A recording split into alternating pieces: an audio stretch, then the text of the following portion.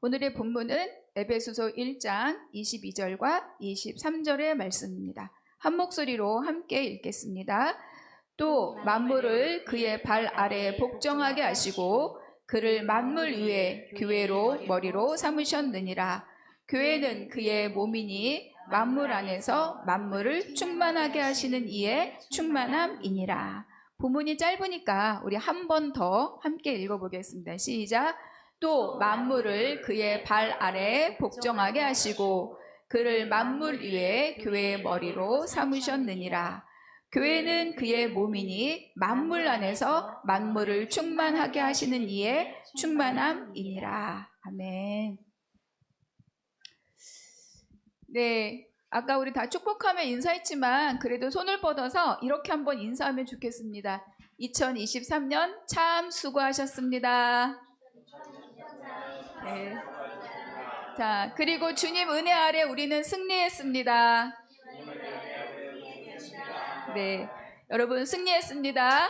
아멘. 네. 전 세계적으로 우리 삶과 또 우리 환경과 여러 가지 것에 지대한 영향을 끼친 것이 최근에 무엇일까 생각해 보면 코로나라고 누구라도 다 이야기할 것입니다. 처음 코로나가 뉴스로 전해진 것이 2019년 연말쯤이라고 기억이 돼요. 그리고 그 다음에 1월에 그게 이제 우리나라로 번져서 들어왔죠. 그리고 또 그것은 그냥 코로나 바이러스다로 끝나지 않고 특히 사람들이 모이는 교회에 굉장히 큰 타격을 주었습니다.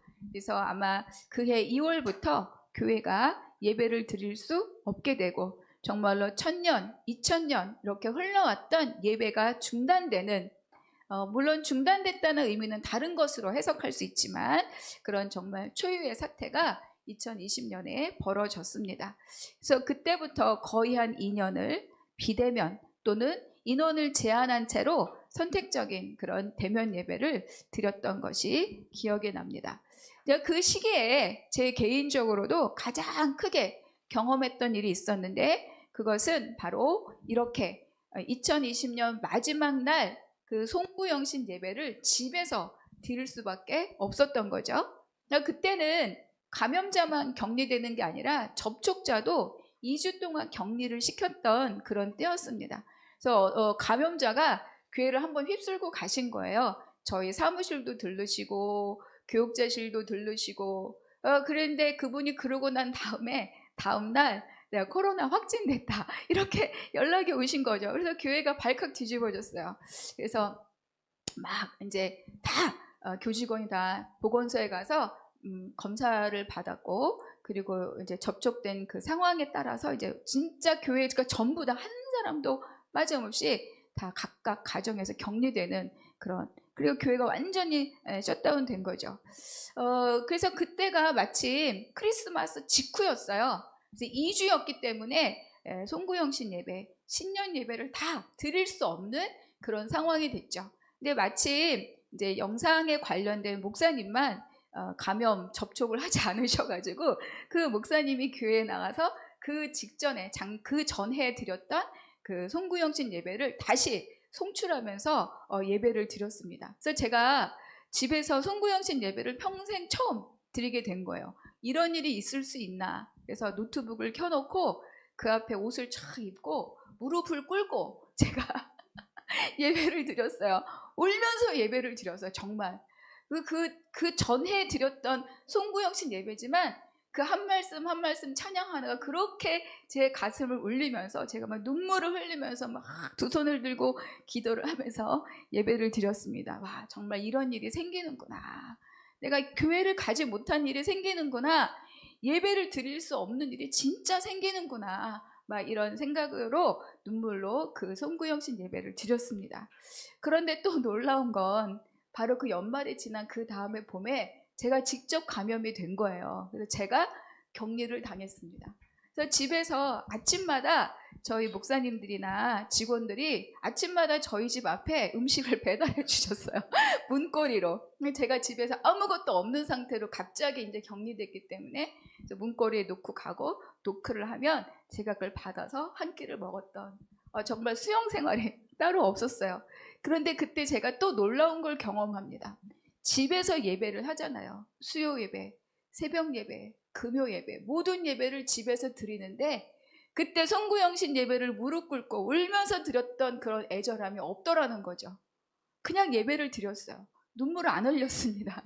한편으로는 좀 편하다. 그러면서 제가 또 한 번 놀란 건 우리가 환경대로 적응해 가면서 살고 있구나. 심지어 목회자인 나도 이것이 하루, 이틀, 3일, 4일 반복되면서 이렇게도 할 수 있다라고 생각하고 있으니 누가 정말 목숨을 걸고 예배를 지키고 현장을 나아가고 우리가 함께 할 수 있겠는가, 이런 것들을 많이 생각해 보게 되었습니다. 그래서 이처럼 코로나 상황은 일반적인 사회적인 현상뿐만 아니라 교회, 예배, 그리고 성도들의 모임, 그리고 전도, 선교, 사실은 교회라고 하는 이 단어 속에 들어있는 모든 영적인 것, 그리고 또 모든 행동적인 것에 다 지대한 영향을 끼쳤고 굉장히 신앙생활이라는 것에 대해서 크나큰 인식의 변화를 일으켰습니다. 그러니까 사회학자들은 이 코로나 현상, 교회뿐만 아니라 사회에 벌어진 모든 현상들과 새롭게 변화되는 삶의 양식들에 대해서 이 변화는 변화로 받아들이면 안 되고 혁신으로 우리가 반응해야만 바꿔진 생태계에서 존재하고 살아남을 수 있다, 이런 이야기를 하는 거를 제가 책에서 읽었어요. 그러니까 이거는 교회뿐만 아니라 회사, 사업, 개인적인 거, 학교 다 마찬가지라는 거죠. 그리고 또 목회 데이터 연구소라는 곳이 있는데 그 연구소의 조사에 따르면 우리가 성도라고 하는 사람들의 30% 정도가 아직도 대면 예배에 나오지 않고 있다. 그러니까 온라인 공간에 남아있는 거예요. 그러니까 신앙을 버린 것이나 교회를 떠난 것은 아니라고 합니다. 그러나 온라인 공간에서 나만의 예배를 드리고 있는 거죠. 그러니까 만남, 돌봄, 교제, 이런 것들을 경험하지 않는 거예요. 그럼에도 불구하고 나는 하나님과 깊은 교제를 나누고 있다, 이런 고백들을 하고 있다는 거죠. 그리고 그 사람들의 특징은 온라인 송출, 이 온라인 예배를 중단하면 나는 온라인 예배를 하는 교회로 바로 옮기겠다. 이거는 실질적으로 통계에 나온 그런 조사 내용입니다. 그러니까 이런 여러 가지 환경의 변화 안에서 교회라고 하는 것은 팽창의 시대는 이미 끝났고 축소의 시대가 시작되었다. 그리고 이 축소되어가는 이 현상은 굉장히 빠르게, 유럽에 있는 교회가 몇백 년을 걸쳐서 쇠퇴했다면 한국의 교회들은 10년, 20년의 단위로 쇠퇴하고 있다. 이런 조사 결과가 있습니다. 그러니까 작은 교회의 담임 목사님들의 대부분은 이제는 예배를 드리지 못할 때가 오겠다. 교회를 닫을 때가 오겠다. 내가 목회를 접어야 될 때가 오겠다. 이런 위기감을 항상 마음에 갖고 있다는 거예요. 그런데 우리는 이때, 너무 놀랍게 이때 새롭게 교회를 시작했습니다. 너무 놀랍지 않습니까?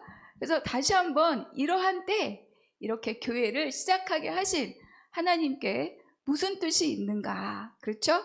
틀림없이 무슨 뜻이 있을 것입니다. 그러니까 그 뜻을 찾고 그것을 실행해 나아가는 것이 우리 교회, 우리가 모두 다 해야 할 일들이라고 생각이 됩니다.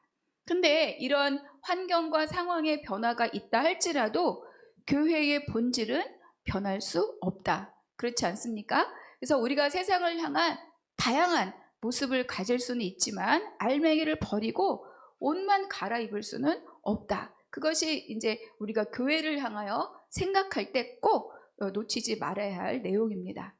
우리가 이제 성경을 읽을 때 구약과 신약으로 크게 나누잖아요.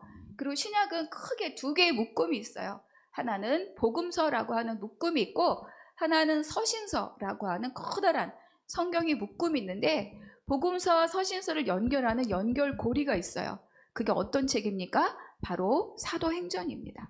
그래서 복음서는 예수님의 성육신, 십자가, 부활, 승천, 예수님의 생애를 우리에게 알려주는 책인 거죠.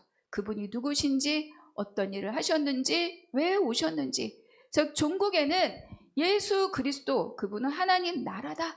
하나님 나라를 갖고 하나님 나라를 회복하러 이 땅에 오셨다라고 하는 선포와 같은 책이 바로 이 복음서입니다. 그러면 서신서는 이 복음을 받은 사람들이 삶을 살아내는 그 현장을 기록한 것이 바로 이 서신서죠. 그래서 그것은 기존의 세상의 질서와 싸우고 이 땅에서 하나님 나라를 살아내기 위해 수고하는 성도들의 삶의 기록입니다. 그래서 그 안에는 분란이 있습니다. 그리고 그 안에는 다툼이 있고 시기가 있고 배교가 있고 고난이 있습니다. 그런데 그럼에도 불구하고 놀라운 것은 그런 시간을 지나고 그런 지역을 벗어나서 오늘 우리에게까지 이 복음이 왔다라고 하는 것을 우리는 기억할 필요가 있습니다. 그렇다면 사도행전은 뭡니까?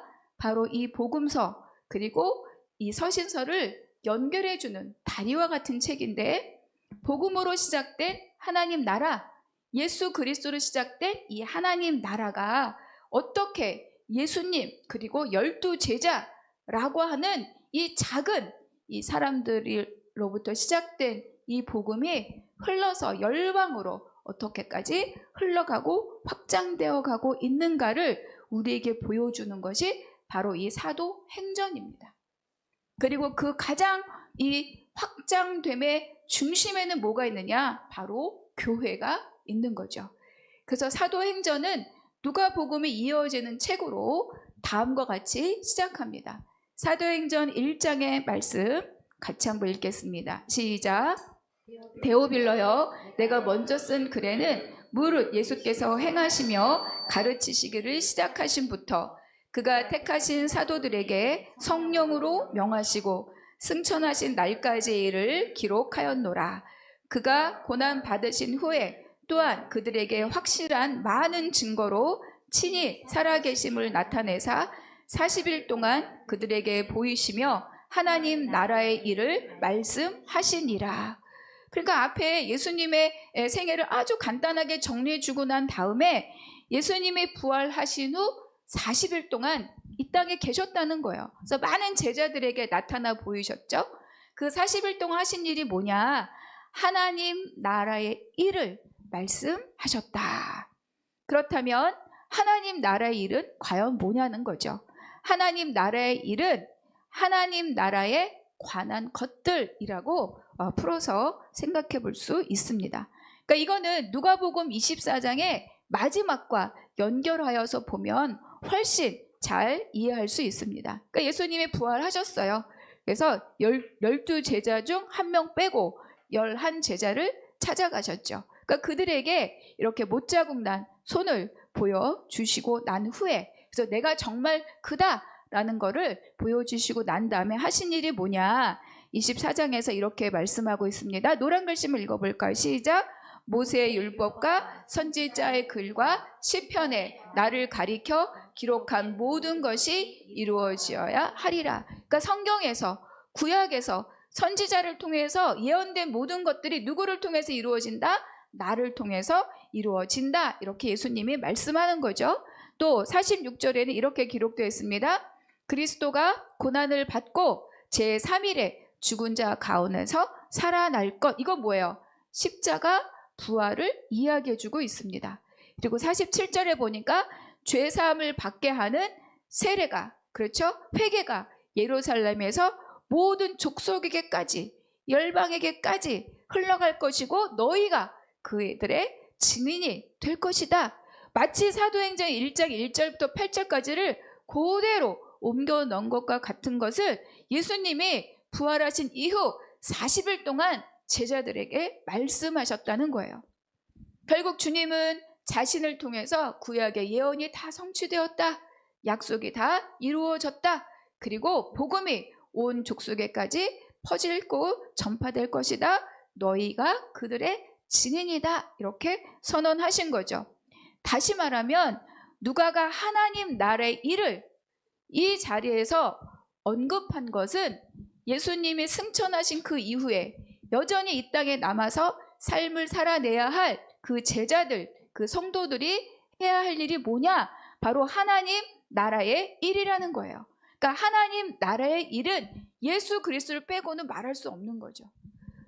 잃어버린 하나님 나라, 예수 그리스도를 통해서 다시 회복되는 하나님 나라, 완성되는 하나님 나라, 이게 성경 전체 아닙니까? 그러니까 다시 말하면 이 땅에 있는 성도들이 해야 할 일이 뭐냐? 바로 이 하나님 나라에 관한 일, 하나님 나라의 완성을 통해 향하여 가는 바로 구속사다, 이렇게 말씀해주고 있는 거죠. 그러니까 예수님이 이 땅에 40일 동안 승천하시기 전 이 땅에 머물면서 하신 일은 그 제자들에게 구속사를 말씀하신 거예요. 그리고 그 중심이 무엇이냐? 바로 교회입니다. 그렇다면 교회는 그 기초가 무엇이냐? 우리가 첫날 예배 드릴 때 읽었던 말씀이지만 한 번 더 읽겠습니다. 16장 16절의 말씀입니다. 시작. 시몬 베드로가 대답하여 이르되 주는 그리스도시요 살아계신 하나님의 아들이시니이다. 그렇죠? 그래서 예수님이 깜짝 놀라시면서 이 베드로의 고백을 하늘에 계신 아버지께서 알려주신 것이다, 이렇게 놀라시면서 칭찬을 하셨습니다. 왜 이렇게 이 대답이 주님도 깜짝 놀랄 만큼 중요한 거냐? 바로 이 베드로의 고백이 하나님의 구속사를 의미하고 있기 때문입니다. 자, 지난 시간 우리가 지난 주간에 사람, 존귀한 하나님의 형상입니다 라는 주제로 우리가 말씀을 들을 때 우리가 잃어버린 것이 있다고 했어요. 원래 우리 것이었는데 우리가 범죄함으로 잃어버렸다. 하나님의 형상 안에 담아서 다 우리에게 주셨는데 우리가 범죄함으로 그것을 잃어버렸다. 그것이 무엇입니까? 바로 하나님의 씨와 통치권입니다. 내가 하나님의 자녀됨과 하나님의 자녀로서 하나님의 권세를 위임받은 통치권, 이것이 하나님의 형상 안에 다 들어있었는데 우리가 이 형상이 깨어짐으로 잃어버렸다. 예수님은 그것을 회복하기 위해서 오셨다. 그렇죠? 그 씨와 통치권의 온전함을 갖고 오신 분이 누구다? 바로 예수 그리스도시다. 그것을 말하고 있는 게 바로 이 16장 16절의 말씀인 거죠. 주는 그리스도시다. 주님은 다스리는 자, 통치권자입니다. 주님은 살아계신 하나님의 아들이시다. 주님은 하나님의 아들입니다. 하나님의 씨를 갖고 오신, 그 DNA를 갖고 오신 분입니다. 너무 놀랍지 않습니까? 그러니까 이 베드로가 어떻게 알았겠습니까? 하늘에 계신 내 아버지께서 너에게 지혜를 주신 것이다. 예수님이 놀랄 만도 하시죠. 그래서 바로 이 베드로의 고백은 예수님이 승천하시기 전에까지 제자들에게 말씀하셨던 이 구속사를 이야기하는 것이기 때문에 우리는 이것을 놀라운 신앙의 고백이라고 하죠. 그래서 교회는 이 그리스도에 대한 이 고백을 갖고 있어야 하고 이것을 배우고 이것을 가르쳐야 합니다. 여러분, 교회에 나눔이 있고 교제가 있고 즐거움이 있을 수 있지만 바로 이 고백에 대한 선포, 그리고 이것에 대한 가르침, 이것이 무엇을 말하고 있는지 알지 못한다면 교회로서의 온전한 하나님의 합한 기능을 할 수가 없습니다. 내가 경험하고 내가 인식한 예수님을 말하는 것이 아니라 성경에서 말씀으로 선포되고 증언된 예수 그리스도를 고백하는 것이 바로 교회이어야 하는 거죠. 왜 그렇습니까?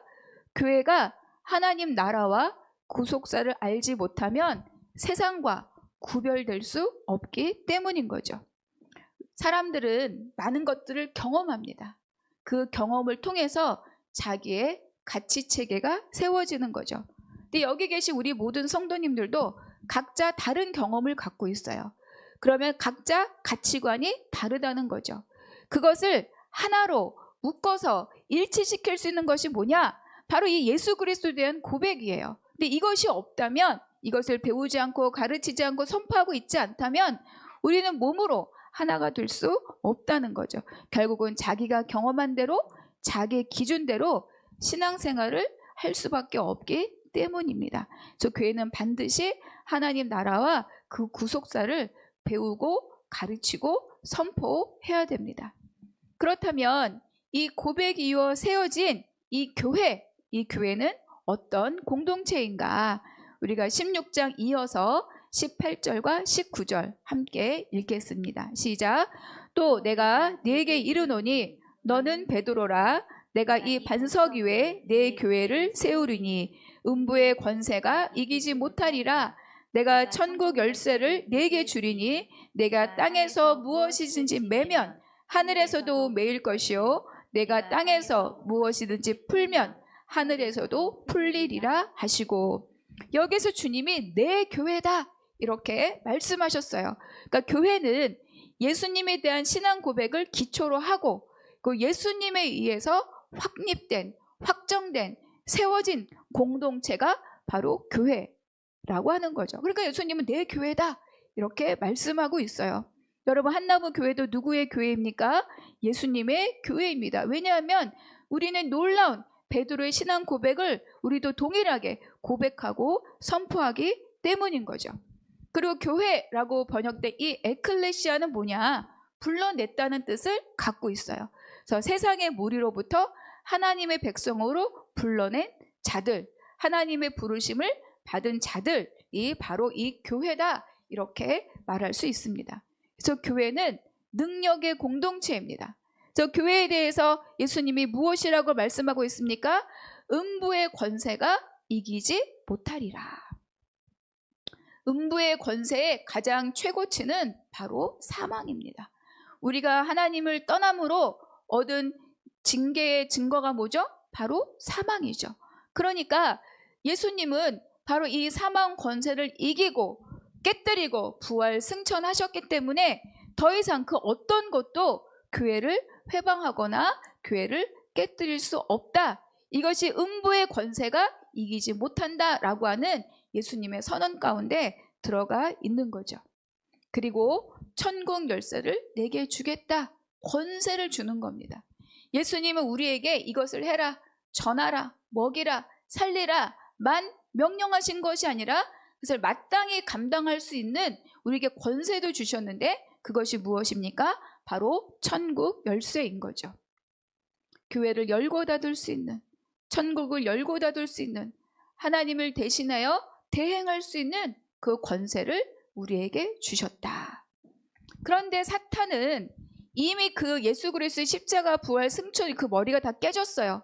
창세기 3장 15절의 말씀이 이미 다 완수된 거죠. 그렇기 때문에 이 사탄은 예수님의 교회를 직접 대적할 수 없습니다. 그러나 그 교회를 이루고 있는 사람들, 그 사람들을 통해서 교회를 회방하려고 합니다.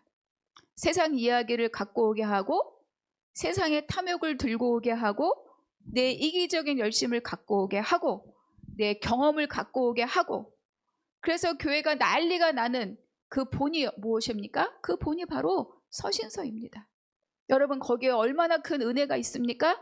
오히려 그렇지 않아요. 다툼이 있고 배교가 있고 미움이 있고 시기가 있고 간음이 있고 배척이 있고, 그런데도 교회가 오는 거죠.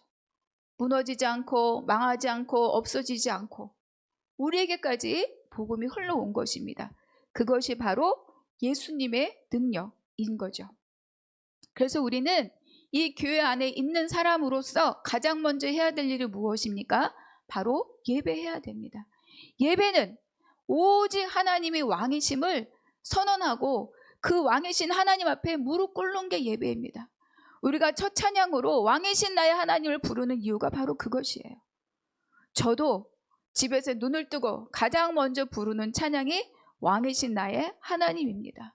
내가 오늘 어떻게 살지 모르기 때문에, 내가 나의 것으로 인해서 어떻게 밟지 않아야 될 땅을 밟을지, 만지지 않아야 될 것을 만질지, 내가 하지 않아야 될 것을 할지, 해야 될 것을 하지 않을지 내가 모르기 때문에 가장 먼저 선포하는 것이 왕이신 나의 하나님.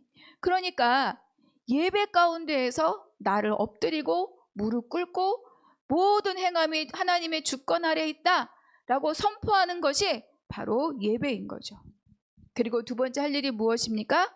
말씀을 읽고 배워야 됩니다. 말씀을 읽고 배운다는 것은 하나님의 원칙을 내가 아는 거예요. 여러분, 호주에 가면 운전대 반대에 있는데 내가 한국에서 운전하듯이 하면 바로 어떻게 돼요? 바로 경찰 따라옵니다. 바로 따라와요. 속도 정해져 있는데 속도 지키지 않으면 바로 스티커 날라오죠. 제가 이 동탄에 주민등록도 이전하기 전에 제가 세금부터 냈습니다. 속도 위반으로. 30km인데 모르고 지나간 거예요. 너무 30km 많잖아요. 근데 바로 제가 살던 집으로 날라오더라고요. 제가 세금부터 먼저 이 동탄시에 이 화성시에 냈습니다. 그러니까 원칙을 알아야 그 안에서 자유롭게 살아갈 수 있는 거죠. 그래서 하나님 앞에 내가 무릎 꿇고 그거 예배하고 내가 말씀의 삶의 원칙을 배우고 그리고 나서 이 땅을 살아내야 하는 거죠. 그래야 우리에게 회복된 하나님의 통치권을 우리가 권세로 사용할 수 있습니다. 그렇다면 하나님께서 이 교회를 통해서 하실 일이 과연 무엇이냐? 하나님의 하실 일, 이것이 우리가 아까 읽었던 오늘의 본문입니다. 에베소서 1장 22절과 23절 같이 한 번 더 읽겠습니다. 시작. 또 만물을 그의 발 아래에 복종하게 하시고 그를 만물 위에 교회의 머리로 삼으셨느니라. 교회는 그의 몸이니 만물 안에서 만물을 충만하게 하시는 이의 충만함이니라. 예전에 막 에베소서 공부할 때 이 말씀 핵심 구절로 다 암송하셨죠? 네. 거기에서 저랑 눈 피하시는 분. 오늘 이 말씀을 통해서 보여주신 것이 뭐냐? 교회를 통해서 하실 일이 뭐라고요? 만물의 회복입니다. 만물의 회복. 22절의 말씀을 이미지로 그려서 보면 예수 그리스도가 머리로 계시고 그 만물 위에 교회가 있어요. 예수 그리스도가 머리로 계시고 만물 위에 교회가 있다. 그러니까 그리스도 그 아래 누가 있습니까? 교회 그 아래 무엇이 있습니까? 만물이 있다. 이렇게 그려지는 거죠. 그리고 23절의 말씀을 따르면 그렇게 세워진 구속사의 질서에 가장 충만한 하나님의 충만이 어디로 갑니까? 예수 그리스도에게로 가고 예수 그리스도에 채워진 충만이 어디로 흘러옵니까? 교회로 흘러옵니다. 교회로 채워진 충만이 어디로 흘러갑니까? 만물까지 흘러간다고 우리에게 말씀해주고 있는 거죠. 이것이 다 충만케 채워지는 것이 구속사의 완성이고 이것을 에베소서에서는 뭐라고 표현하느냐? 통일이라고 말합니다. 우리의 소원도 통일입니다. 그렇죠? 그러니까 우리가 에베소 1장에 보면 예수 그리스도의 사역에 대해서 말씀하실 때 하늘에 있는 것이나 땅에 있는 것이나 모든 것이 다 그리스도 안에서 통일되게 하려 하심이다. 이렇게 에베소서가 말하고 있는 거예요. 결국 통일은 무엇이냐면 완전한 원상복구입니다. 하나님을 아는 것을 대적하여 높아진 모든 것들이 다 예수 그리스도 십자가 아래 무릎을 꿇는 거죠. 다 무너지는 거예요. 그리고 피조세계가 다 예수 그리스도를 찬양하고 경배하는 것. 이것이 구속사의 완성입니다. 이것을 위해서 피조물도 탄식하며 하나님의 아들들이 나타나기를 기다리고 있다. 이렇게 로마서에서도 이야기하고 있습니다. 그래서 이 일을 위해서 무엇을 세웠다? 교회를 세우셨습니다. 그리고 이 구속사의 완성을 향하여 가는 모든 걸음을 어디에 부탁하셨습니까? 바로 교회에 부탁하셨던 거죠. 그래서 교회가 할 일이 무엇이냐? 앞서서 말씀드린 하나님 나라의 일, 결국은 예수를 전파하고 예수가 누구신지 말해주고 복음을 전하는 것, 그리고 그 삶을 살아내는 것, 그것이 바로 이 교회가 해야 할 하나님 나라의 일입니다. 우리가 교회가 축소되고 있는 이 시대 가운데에도 외적 크기와 상관없이 번성하고 있는 교회가 있습니다. 그 번성하고 있는 교회는 어떤 교회였냐? 교회 속의 교회.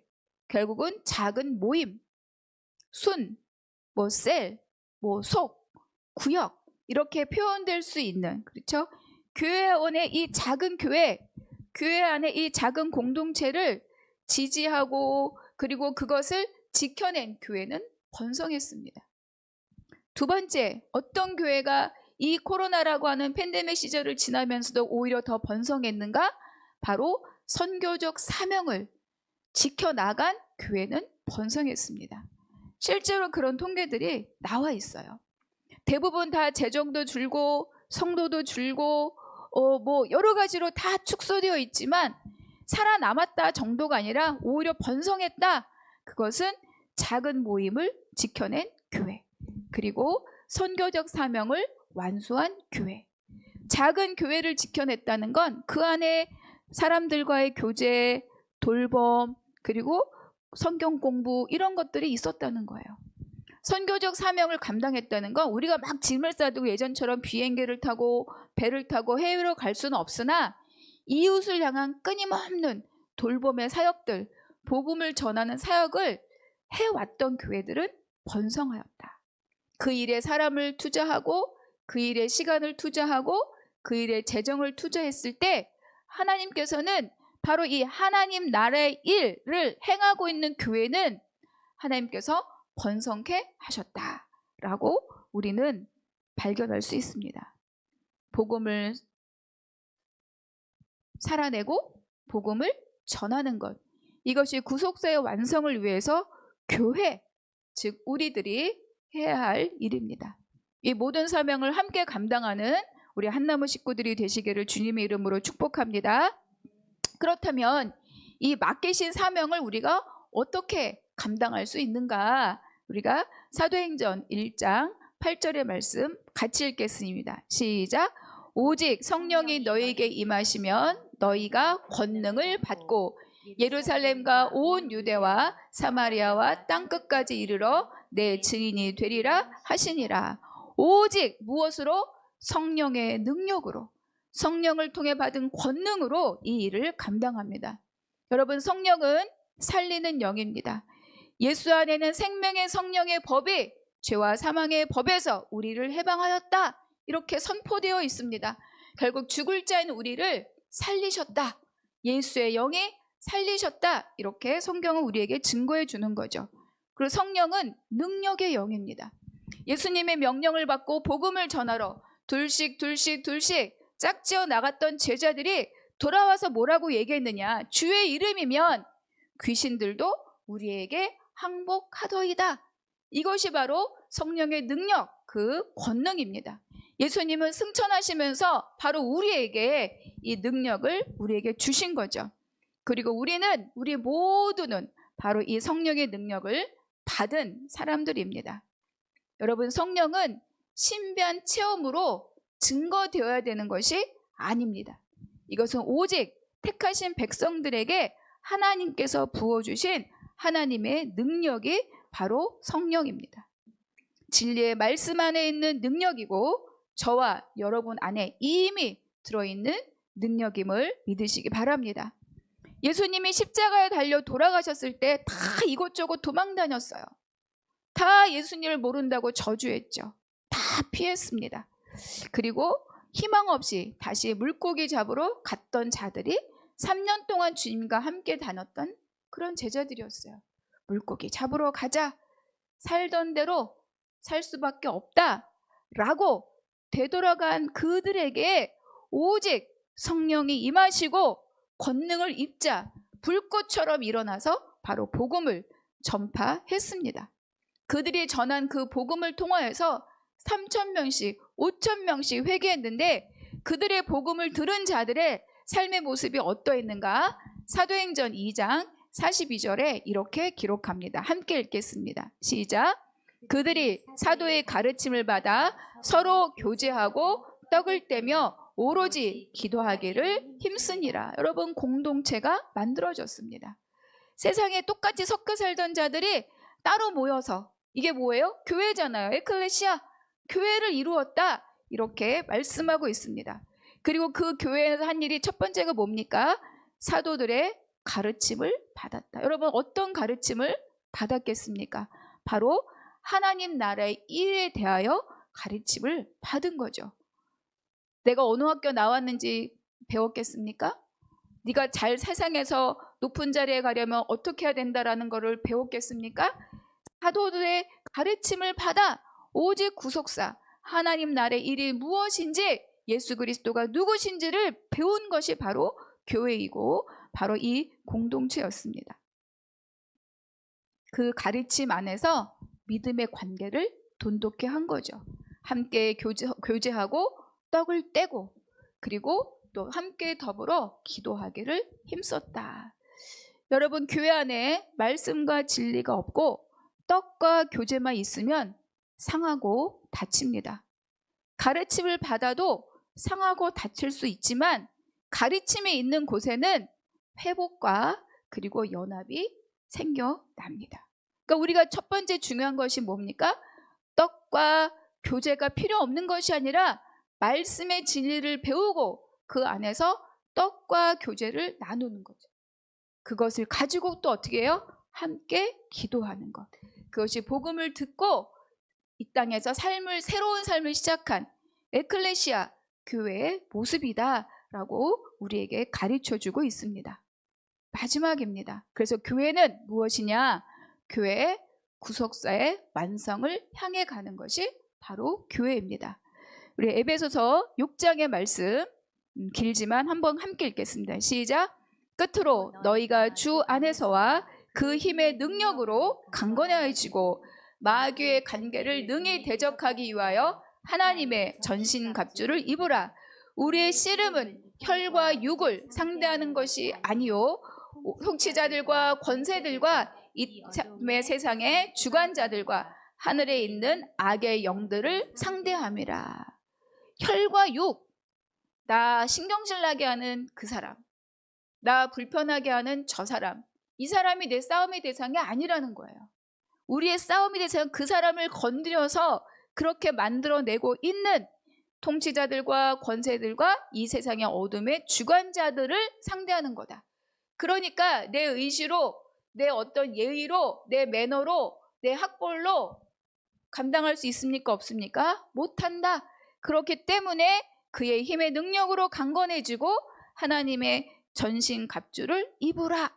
이렇게 우리에게 마지막 부탁을 하고 있는 거죠. 그러니까 마귀가 하는 일은 뭐냐? 우리가 한 몸 되는 것을 방해하고 만물의 통일을 회방하는 것이 바로 이 마귀가 하는 일입니다. 그러니까 그의 계략은 궁극적으로는 성공할 수 없어요. 왜냐하면 음부의 권세가 이기지 못하기 때문에. 그럼에도 불구하고 우리의 연약함을 틈타서 하나님 나라가 강건해지고 세워지는 것을 회방할 수는 있다. 늦추고 그것에 또 서로 부대끼면서 서로를 적으로 삼고 뭐죠? 아군 폭격. 왜 갑자기 아군 폭격하도록 만드는 것이 사탄의 계략이다. 우리가 연약하면, 무장하지 않으면 그것에 넘어갈 수 있다. 그래서 교회인 우리를 통해 하나님의 구속사가 완성되기를 향하여 갈 때 우리가 할 일은 전쟁을 위해서 어떻게 해요? 무장하는 일입니다. 그래서 우리 한나무 교회는 말씀으로 무장하는 교회가 될 것입니다. 기도로 무장하는 교회가 될 것입니다. 또 사람을 살리기 위해서 이웃을 향하여 손을 내미는 교회가 될 것입니다. 이 일에 한 몸이 되어서 하나님의 부요를 함께 누리는 우리 모든 한나무교회 성도님들이 되시기를 주님의 이름으로 축복합니다. 아멘.